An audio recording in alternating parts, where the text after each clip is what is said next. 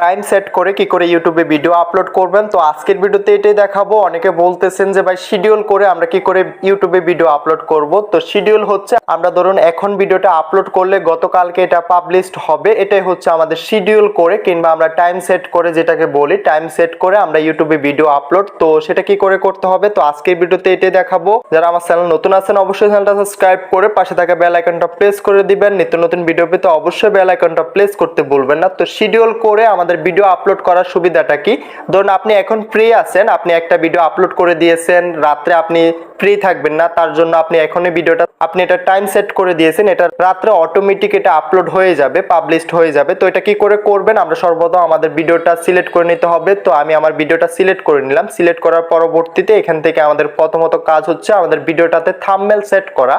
আমি এখান থেকে আমার ভিডিওটা থাম্বনেল দিয়ে দিতেছি, আপনি আপনার ভিডিওটা থাম্বনেল সেট করে দিবেন। তো এখান থেকে আমি সরাসরি